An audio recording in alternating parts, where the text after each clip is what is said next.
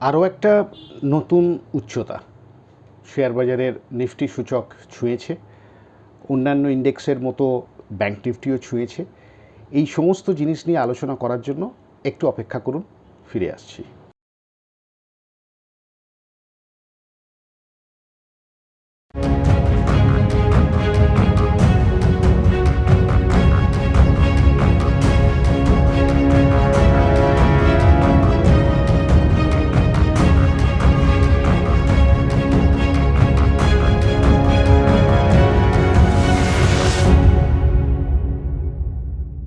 Welcome back to my YouTube channel. আমি শান্তনু, আপনাদের সবাইকে স্বাগত জানাচ্ছি আমার এই YouTube channel TechTalk with Shantanu Sen. আশা করছি আপনারা ভালো আছেন, সুস্থ আছেন, নতুন নতুন হাই বাজারে দেখছেন এবং তার পরিপ্রেক্ষিতেই আজকের এই আলোচনা। গত সপ্তাহে আমরা যখন আলোচনা শেষ করেছিলাম তার মধ্যে যে উল্লেখযোগ্য ঘটনাগুলো আপনাদের সঙ্গে তুলে দিতে পেরেছিলাম, যেমন ধরুন হায়ার এন্ড থেকে বাজারের সেল অফ আসতে পারে, নিফটিটা একটু হলেও গণ্ডগোল আছে, ব্যাংক নিফটিটা একটু পজিটিভ বেশি আছে এবং মোটামুটিভাবে ধরে নেওয়া যেতে পারে বাজার সেই ধরনেরই রিয়্যাক্ট করেছে।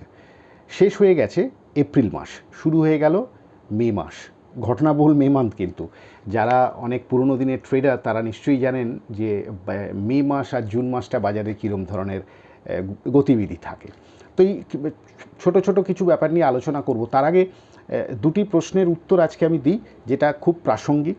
এক হচ্ছে আমার একজন দর্শক লিখেছেন, বা আমি বলবো সাবস্ক্রাইবার লিখেছেন, যে একটু গতানুগতিক আলোচনা হয়ে যাচ্ছে, এই আলোচনাটা যদি একটু অন্য ধরনের ডেরিভেটিভ পার্ট নিয়ে আলোচনা করা যায়, এটা একটা প্রশ্ন ছিল।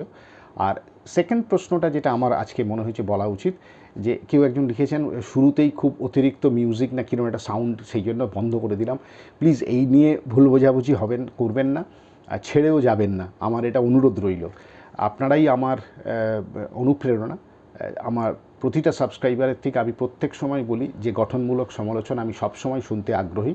সেই জন্য আপনি নয়েজটা বলেছেন, সেটা কি ওই যে টাইটেল মিউজিকটার জন্য? আমি চেষ্টা করব আজকে ওটাকে একটু কম করে, কিন্তু আসলে এটা তো যিনি ক্রিয়েট করেছেন তার উপরে, এটাই চলে আসছে অনেক দিন ধরে। তো নতুন কিছু চিন্তাভাবনা করব। যদি আপনি খোলাখুলি আমায় মেলও করেন যে কোন নয়েজটার কথা আপনি সাউন্ডের কথা বলেছেন, আমি ধরে নিচ্ছি যে আপনি যেটা আমার শুরুতে যেটা হয় চলে একটা টাইটেল মিউজিক থাকে সেইটাই। আমি চেষ্টা করছি এটাকে আরেকটু প্রোলাইট হালকা করে, আর যদি নতুন কিছু করা যায় তাতেও চিন্তাভাবনা করছি। তো আপনার উত্তরটা প্রথমে দিয়ে দিলাম। সেকেন্ড প্রশ্ন, এবার ফার্স্ট প্রশ্নে আসছি, যেটা খুব প্রাসঙ্গিক। দেখুন, আপনারা যারা আমাকে গতানুগতিকভাবে দেখে আসছেন, এক্স্যাক্টলি গতানুগতিক পদ্ধতিতেই আমি দেখছি। আসলে প্রথম কথা বলি যে এফএনডো নিয়ে আলোচনা করতে আমার একটু অরুচি, মানে রুচি অরুচি যাই বলেন, একটু ভয় পাই। তার দুটো কারণ। একটা হচ্ছে, দেখুন, আমি টেকনিক্যালসের কতগুলো প্রয়োগ দিয়ে আপনাদের কতগুলো ইনপুট দেওয়ার চেষ্টা করি।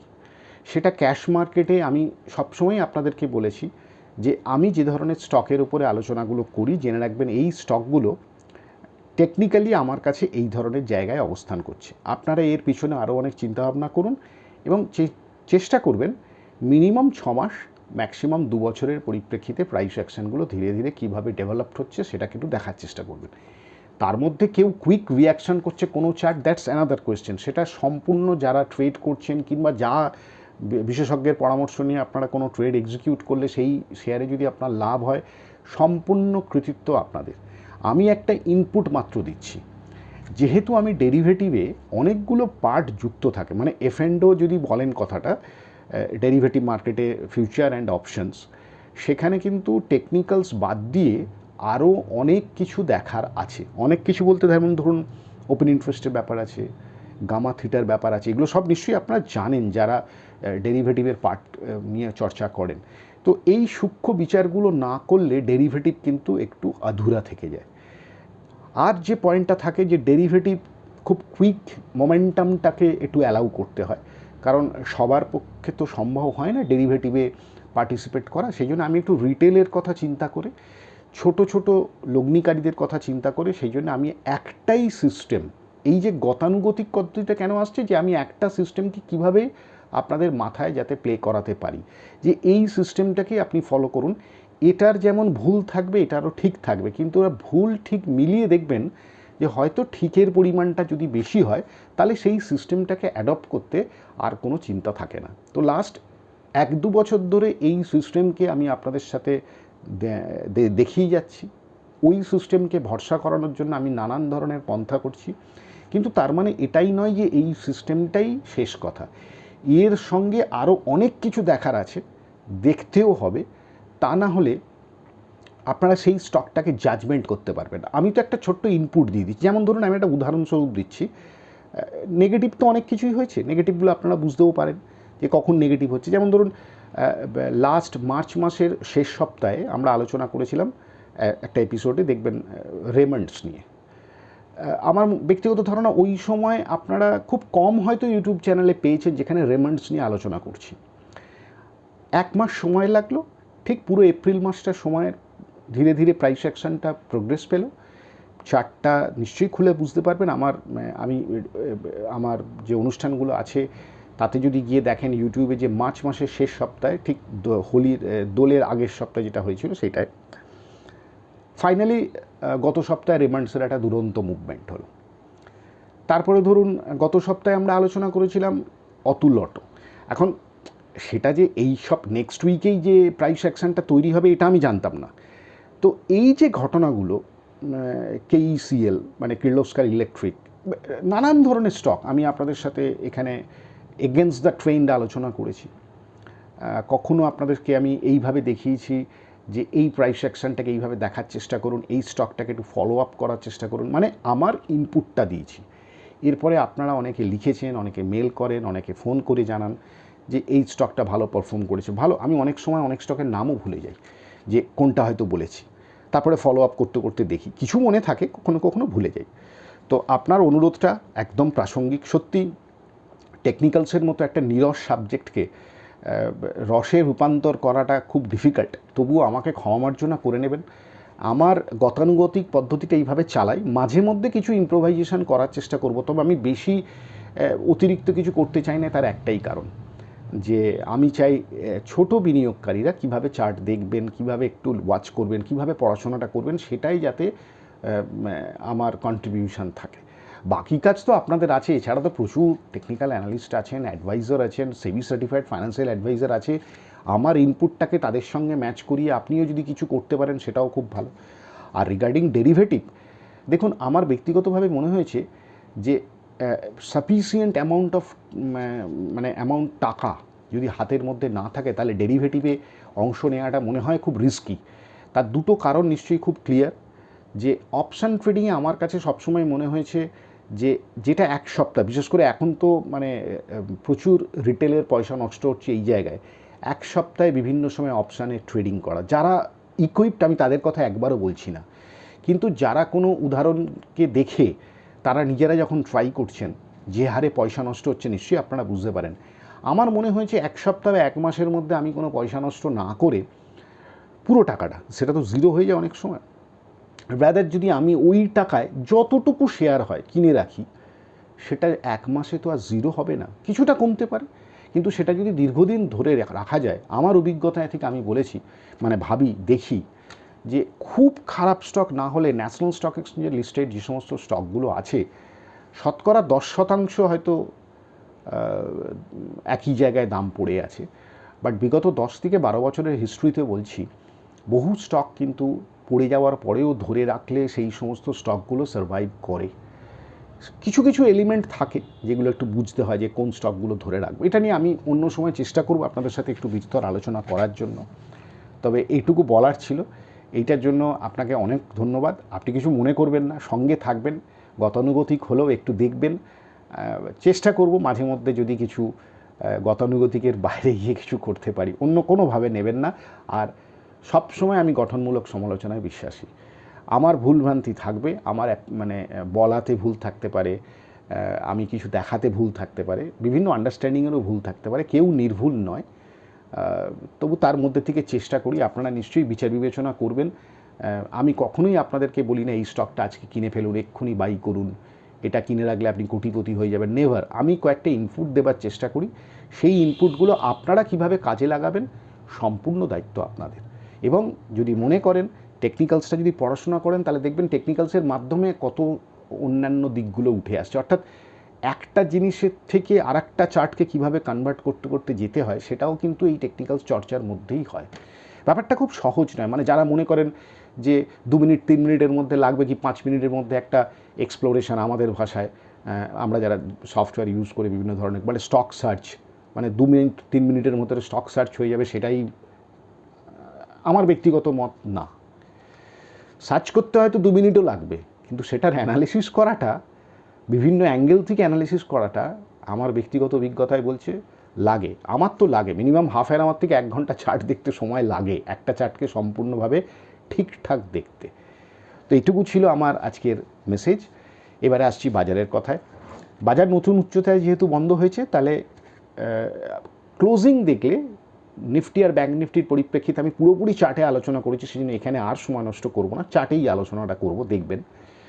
আর স্টক স্পেসিফিক ট্রিমেন্ডাস মুভমেন্ট, মানে সেটা এফএন্ডোর বিভিন্ন স্টকও আছে, নতুন করে পিএসইউ ফ্লেভার আসছে, অন্যান্য স্পেসিফিক স্টক আসছে। আর যেহেতু রেজাল্ট সিজন, নিশ্চয়ই লক্ষ্য করেছেন, যার রেজাল্ট খারাপ, সেটা কোটাক ব্যাংকেরই হোক, সেটা অন্যান্য সেগমেন্টের অন্য কোনো স্টকেরই হোক, যে লাইক কোফোর্জ, তাকে যেমন পানিশ করছে, আবার যাদের রেজাল্ট ভালো সেই ধরনের স্টকগুলো কিন্তু জাম্পও করছে। ফলে খুব ইন্টারেস্টিং জায়গায় বাজার কিন্তু নিজেকে তৈরি করছে। এবং সামনে যেহেতু বিগ ইভেন্ট আছে,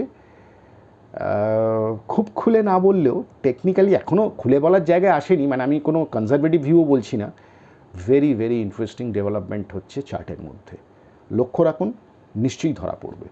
আপনারাও অনেক কিছু জানেন, টেকনিক্যালস অনেক চর্চা করেন, আর আমার সঙ্গে যারা টুকটাক টেকনিক্যাল চর্চা করেছে, মানে আমার স্টুডেন্ট বা যারা, তারা নিশ্চয়ই আজকের অনুষ্ঠানটার পর বিশেষ করে ইন্ডেক্সের ক্ষেত্রে চার্টগুলো একটু বেশি করে পর্যবেক্ষণ করবেন। আর সময় নষ্ট করছি না, চলুন যাই সোজা চার্টের মধ্যে। দেখে নেওয়া যাক বাজারের গতিবিধি কোথায় বন্ধ করেছে এবং কি ইঙ্গিত বহন করার চেষ্টা করছে। 3/5/2024 শুক্রবার বাজার বন্ধ হওয়ার পর আমরা আলোচনা করছি, অর্থাৎ শুক্রবারের ক্লোজিংয়ের পরিপ্রেক্ষিতে সমস্ত আলোচনা উঠে আসবে। আলোচনা করব উইকের পরিপ্রেক্ষিতে, অর্থাৎ 6/5 থেকে 10/5-এর মধ্যে বাজারের গতিবিধিতে টেকনিক্যালসের কি ধরনের ছায়াছবি আমরা দেখছি সেটা নিয়ে একটু আলোচনা করার চেষ্টা করব বা বিশ্লেষণ করার চেষ্টা করব। সেই জন্য একেবারে আমার বাঁদিকে নিফটি মান্থলি, মাঝখানে নিফটি স্পট উইকলি এবং একেবারে ডান দিকে নিফটি ডেলি স্পট। প্রতিটা চার্টই স্পট নিফটির মধ্যে আছে। আমি মান্থলি নেবার একটাই কারণ, যেহেতু এপ্রিল মাস শেষ হয়ে গেছে এবং মে মাস সবেমাত্র 2টো ট্রেডিং সেশন হয়েছে, সেই জন্য একবার মান্থলিটা কি অবস্থায় আছে সেটা একটু পর্যালোচনা করে দেন আমরা উইক এবং ডেলিতে আলোচনা করার চেষ্টা করছি, বা আমি আলোচনা করার চেষ্টা করছি। তো প্রথমে এটা হচ্ছে মান্থলি চার্ট। এই ক্যান্ডেলটা, লাস্ট যে ক্যান্ডেলটা তৈরি হয়েছে, এটাকে বাদ দিয়ে দেবেন, কারণ এটা মে মাস অনগোয়িং, যে মাসে আমরা চলছি, জাস্ট 2টো ট্রেডিং সেশন হয়েছে।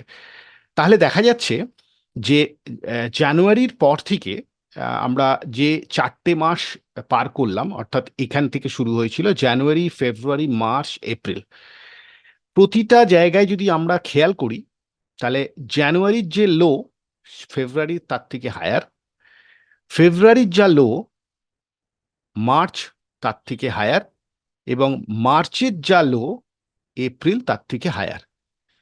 এবং পরিষ্কারভাবে বোঝা যাচ্ছে ওপরের শ্যাডো ইন্ডিকেট করছে যে প্রতিটা মাসেই আমরা একটা করে নতুন হাই করে ফেলেছি বা করছি, এবং ক্লোজিংও হায়ার দিচ্ছি। অর্থাৎ মান্থলি চার্ট দেখলে বোঝা যাচ্ছে যে বাজার উপরের দিকে যাওয়ার চেষ্টা করছে এবং স্ট্রেংথ বুলেদের হাতে এখনো আছে। নতুন হাই বলতে যেটা 22,783 ছিল, গত সপ্তাহের পরিপ্রেক্ষিতে বাজার নতুন হাই করলেও 22,800টা ক্রস করতে পারেনি। আমাদের আলোচনার মধ্যেই ছিল 22,800টা একটু ক্রিটিক্যাল জোন, রাউন্ড নাম্বার এবং অ্যাজ ওয়েল অ্যাজ একটা টেকনিক্যাল নাম্বার। ফলে 22,800 ক্রস না করে বাজার এখানে বন্ধ করেছে। ফলে মান্থলি চার্ট দেখে আমরা কিন্তু কোনোভাবেই নেগেটিভ চিন্তাভাবনা করতে পারি না। রেড যে মুভিং অ্যাভারেজটা দেখছেন সেটা হচ্ছে এক্সপোনেনশিয়াল 6, যার নিচে এখনো পর্যন্ত ক্লোজিং হয়নি। নিচে ক্লোজিং হতে হবে এবং তারপরে তার লো ভাঙলে তবে সেই মান্থের পরিপ্রেক্ষিতে মার্কেটকে আমরা একটু নেগেটিভভাবে চিন্তাভাবনা করতে পারি। তাহলে বিচার বিবেচনার বিষয় থেকে আশা করি আমরা যে একটা পজিটিভ ইন্ডিকেশনের দিকে এগোচ্ছি এবং অলরেডি 4 মাস আমাদের অতিক্রান্ত হয়েছে, সেটা বাজারের একটা স্ট্রেংথই বোঝায়। এবার আমি সবসময় যেটা বলার চেষ্টা করি, পরপর বাজার বেড়ে যাচ্ছে, স্ট্রেট লাইনে কোনোদিন হতে পারে না, রিয়াকশন থাকবে। ফলে উচ্চতাজনিত ব্যাপারে যে বাজারে রিয়াকশন আসতে পারে, সেই জন্য আমরা একটু ডেফিনেটলি সাবধান থাকব। ইন্টারেস্টিং ডেভেলপমেন্ট যেগুলো হচ্ছে সেগুলো হচ্ছে মান্থলি মান্থলি এমএসিডির যদি আমরা স্লোপটা দেখি ক্রমাগত উপরে।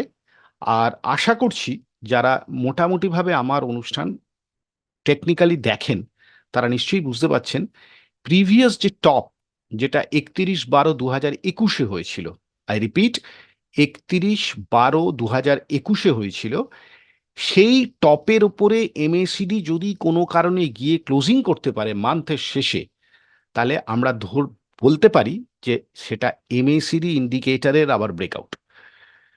আগের কতগুলো জায়গা আপনারা দেখলে বুঝতে পারবেন, যখন প্রাইস অ্যাকশনের সাথে এমএসিডির ব্রেকআউটটা হয় না, সেক্ষেত্রে কি প্রবলেমটা তৈরি হতে পারে। আর টাচ অ্যান্ড গো হলেও কি হতে পারে, সেগুলো নিশ্চয়ই পর্যবেক্ষণ করলে আপনারা বুঝতে পারবেন, বা আশা করছি খুব সহজ পদ্ধতি এগুলো। অন্যান্য ইন্ডিকেটর অসিলেটর যদি দেখি, তাহলে স্টোক্যাস্টিক্স যথেষ্ট স্ট্রেচ এবং ওভারবট জোনে দাঁড়িয়ে আছে। তার মানে এটা নয় যে বাজার সম্বন্ধে আমরা নেগেটিভ হব। আমাদের সাবধানতা অবলম্বন করার কথাই অসিলেটর ইন্ডিকেটর ইন্ডিকেশন দিচ্ছে।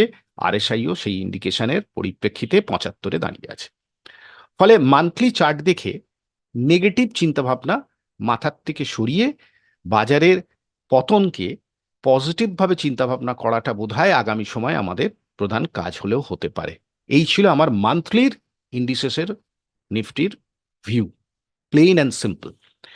উইকলি ইন্টারেস্টিং পার্ট যেটা আছে সেটা হচ্ছে উইকলিতে নতুন হাই করলো বাজার, ফিজল আউট হয়ে যে ক্যান্ডেলের ফর্মেশনে বন্ধ হয়েছে, এটা নিশ্চয়ই বুঝতে পারছেন হায়ার এন্ডে সেল অফ।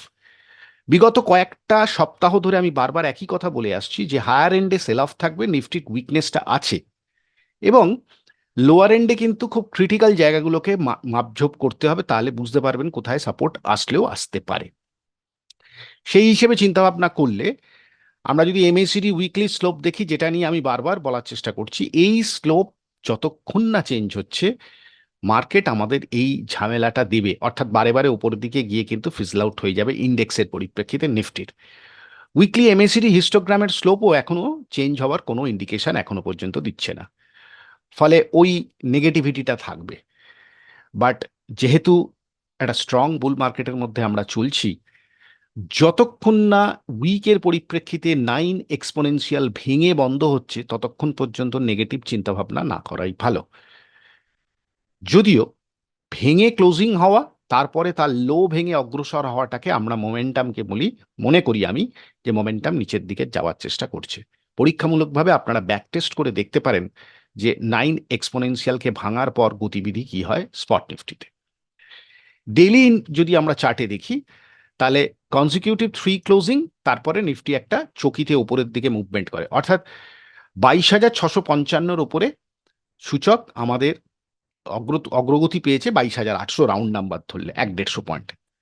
বারে বারে উপরের দিকে যাওয়ার চেষ্টা করছে, ফাইনাল ডের সেল অফ, আবার নিচ থেকে পুল ব্যাক 13 ডিএমএ কে মেনটেন করেছে, অর্থাৎ স্টিল আমরা পজিটিভ জোনেই দাঁড়িয়ে আছি। ক্রিটিক্যাল পার্ট হচ্ছে এই সমস্ত জায়গা, যেগুলো নিশ্চয়ই বুঝতে পারছেন 22,200, 22,250। আর মোমেন্টাম বা এটা যে হারিয়ে ফেলছে, সেটা আরএসআই ইন্ডিকেশন দেখলেই বোঝা যাচ্ছে 60-র ওপরে যেতে পারছে না এবং সাস্টেইনও করতে পারছে না। ফলে সব দিক থেকে বিচার বিবেচনা করলে একটা ট্রেডিং ব্যান্ডে ফেঁসে আছে।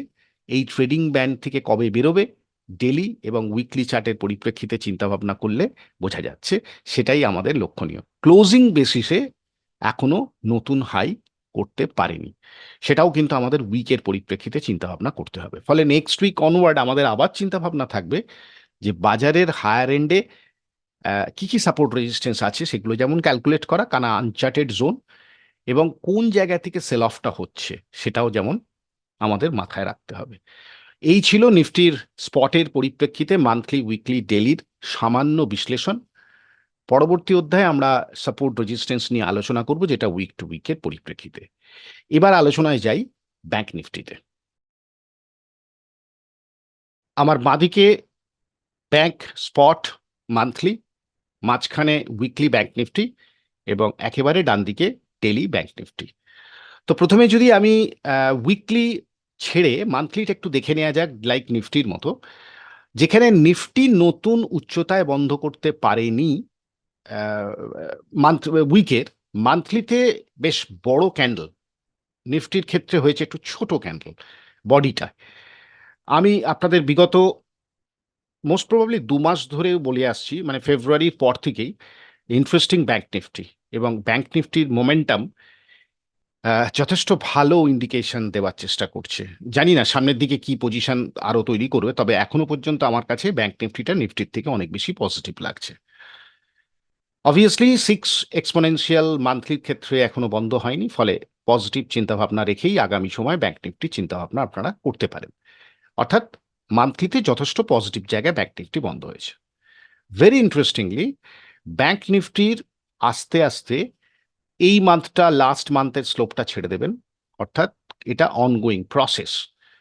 ব্যাংক নিফটির এমএসিডির প্রিভিয়াস যে টপগুলো ছিল, এই মাসটা অত্যন্ত গুরুত্বপূর্ণ জায়গায় আমার ব্যক্তিগতভাবে মনে হয়েছে।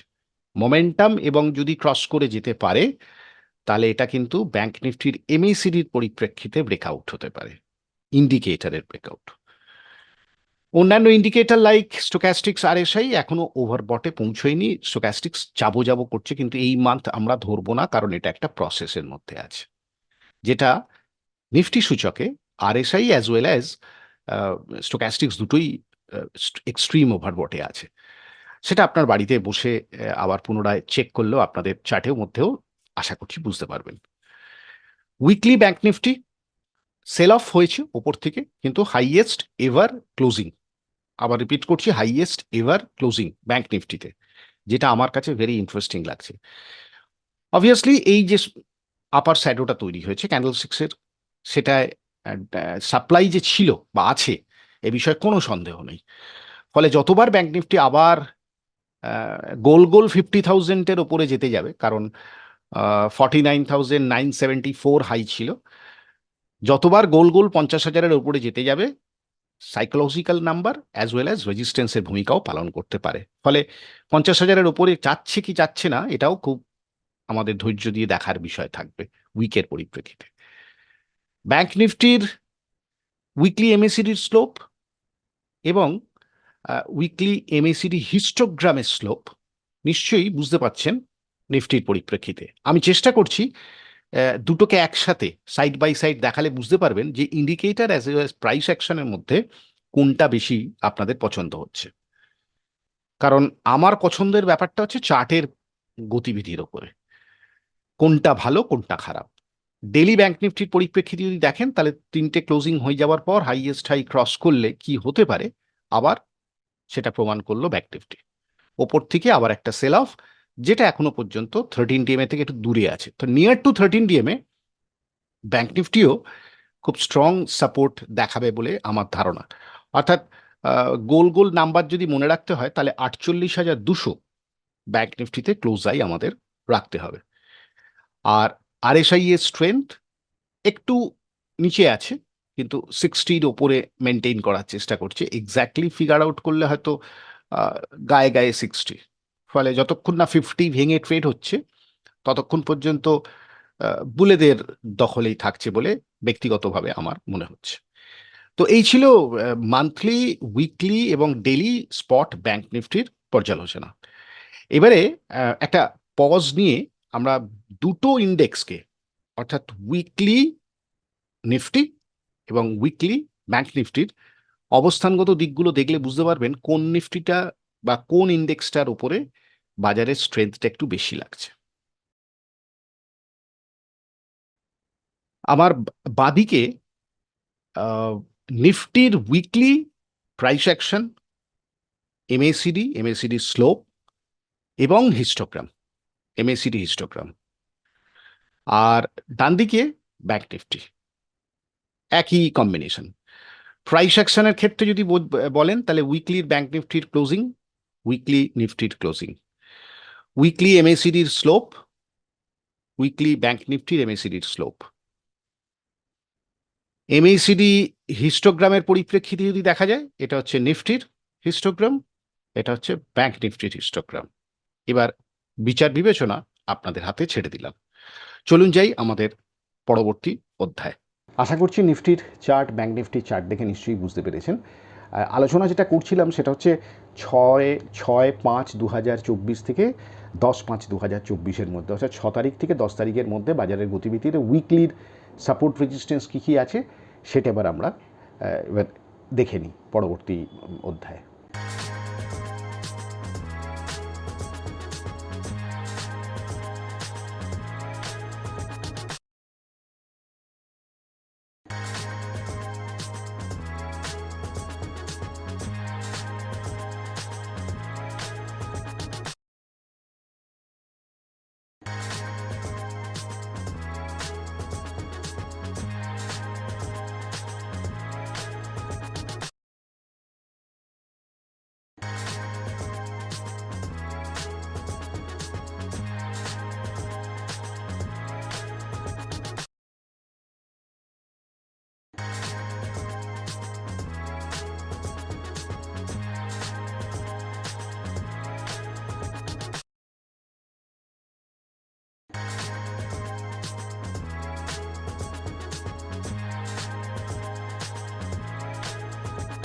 আজকে যে তিনটি স্টকের উপরে টেকনিক্যালি আলোচনা করার চেষ্টা করব সেটা হচ্ছে লয়েড ইঞ্জিনিয়ারিং, ক্যানফিন হোম এবং গোদরেজ কনজিউমার। আমি স্টার্ট করছি লয়েড ইঞ্জিনিয়ারিং দিয়ে। খুব একটা চোখে থাকে না, নামটা একটু কমন হয়তো, লয়েডস ইঞ্জিনিয়ারিং। আমি যদি মান্থলি দিয়ে শুরু করি তাহলে আপনাদের একটুখানি সুবিধা হবে, কারণ যেহেতু মান্থটা শেষ হয়ে গেছে। যতদিন আমার কাছে ডেটা আছে এটা হচ্ছে অনগোয়িং মান্থ, এটাকে বাদ দিন, কারণ এটা হচ্ছে মে মাসে সবে দুদিন ট্রেডিং হয়েছে। তাহলে মান্থলির যে একটা কনসলিডেশন জোন আছে সেই জোনটা হচ্ছে ইন বিটুইন 38 to 40 মাঝখানে, প্রায় 1 2 3 4 5 6 7 8 মাস জায়গাটায় থাকার পর ফাইনালি লাস্ট মান্থে monthly breakout, price action, volume নিশ্চয়ই বুঝতে পারছেন। আপনার বাড়িতে অবশ্যই এগুলো চেক করে নেবেন। 1326 বাই ডিফল্ট ছিল বলে ওটাকেই এখানে আমি দেখিয়েছি। এখন উইকের পরিপ্রেক্ষিতে যদি দেখা যায় তাহলে ওই 13-26-এর মিড পয়েন্ট, আবার পুল ব্যাক, আবার মিড পয়েন্ট, আবার পুল ব্যাক। প্যাটার্ন ওয়াইজ যদি দেখেন উইকের পরিপ্রেক্ষিতে তাহলেও নিশ্চয়ই বুঝতে পারছেন যে আমরা কোন দিকে আছি। হ্যাঁ, একটু ভ্যালুয়েশন স্ট্রেচ, লাস্ট উইকের ক্লোজিংয়ের পরিপ্রেক্ষিতে যদি দেখা যায় তাহলে একটা বেয়ারিশ ক্যান্ডেল বলা যেতে পারে, হায়ার এন্ড থেকে সেল অফ তো আছেই। তাহলে নিচের দিকে কোনো কারণে 55 থেকে 60 এই জোনটায় আবার যখন প্রাইস অ্যাকশন আসবে, মুভিং অ্যাভারেজ একটু পুল করবে, ওপরের দিকে যাওয়ার চেষ্টা করবে, সেই সময় কিন্তু আমাদের এই স্টকটাকে একটু নজর রাখতে হবে। প্লাস এই 60 হচ্ছে প্রিভিয়াস স্টপের ব্রেকআউট পয়েন্ট।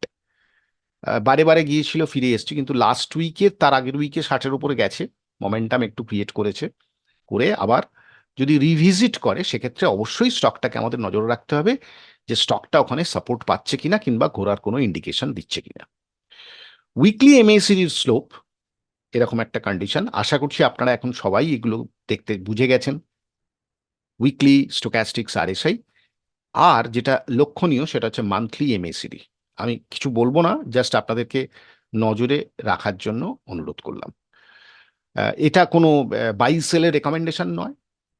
আমি চেষ্টা করি আপনাদেরকে একটা ইনপুট দেবার, আপনারা কনভিন্স হলে চার্টগুলো বাড়িতে বসে আরো ভালো করে দেখুন, অন্যান্য দিকগুলো দেখুন। শুধু এই চার্টের আমি এই একটা ফরমেশন দেখাচ্ছি বলে তা নয়, এখানে আরো অনেক কিছু দেখার আছে।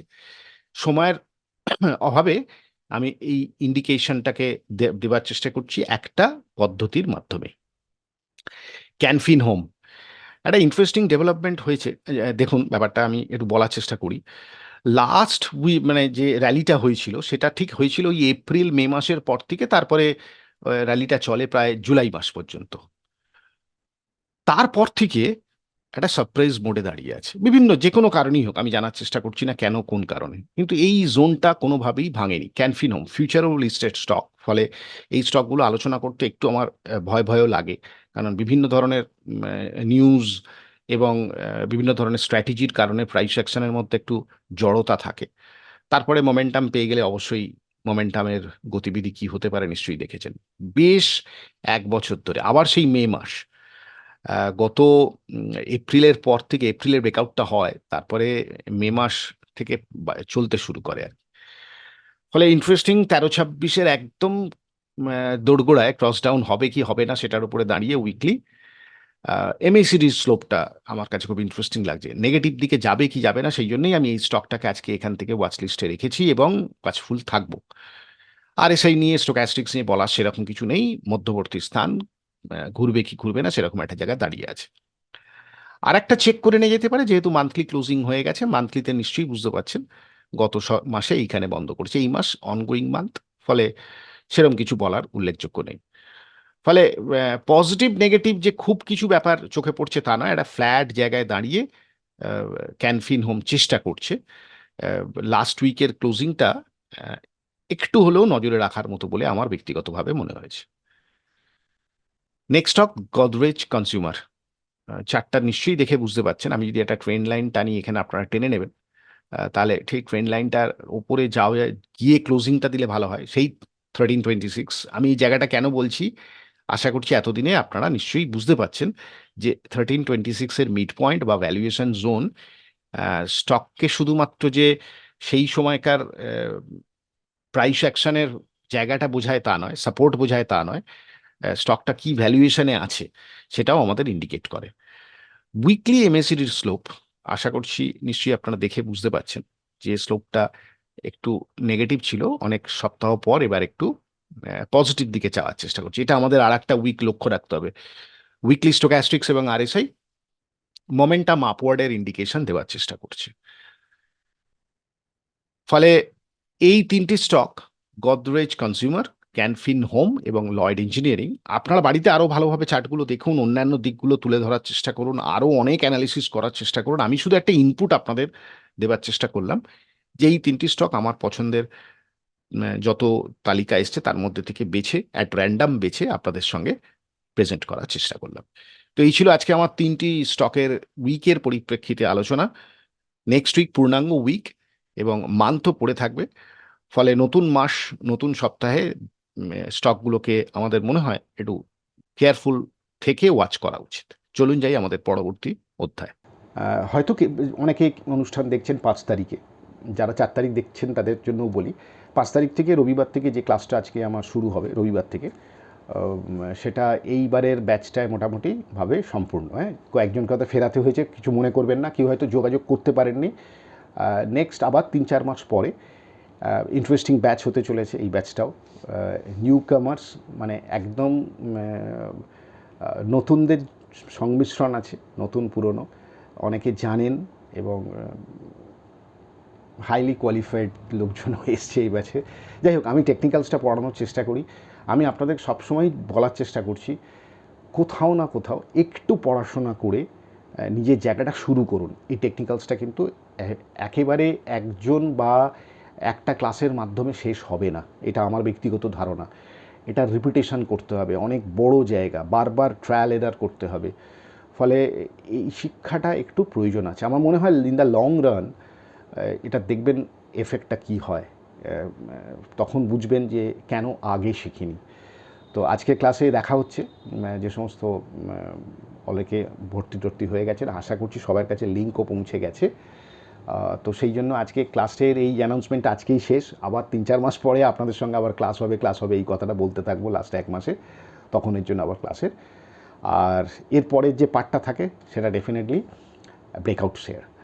এবারে খান 15 মতো ব্রেকআউট স্টক আপনাদের জন্য আমি প্রেজেন্ট করছি। আমার কাছে এটা প্রাইস ওয়াইজ উইকের পরিপ্রেক্ষিতে ব্রেকআউট মনে হয়েছে। আপনারা একমত হতেও পারেন, নাও হতে পারেন। আর দেখবেন ইনপুট যেটা থাকে না, মোমেন্টাম যদি চেজ করেন, ব্রেকআউট তো মোমেন্টামের ইন্ডিকেশন। তো যারা এফএন্ডও কিংবা যারা মোমেন্টাম কিছু স্টকের পছন্দ করেন, এই ব্রেকআউটের থেকে একটু নিজেদের বুদ্ধি খাটান, তাহলে হয়তো এই ধরনের স্টকের প্রাইস অ্যাকশন চার্টের মধ্যে দেখলে আপনারাও হয়তো কিছু আউটপুট বার করতে পারেন। তো দেখে নেওয়া যাক এবারে আজকে বাংলায় ব্রেকআউটের স্টক কী কী আছে।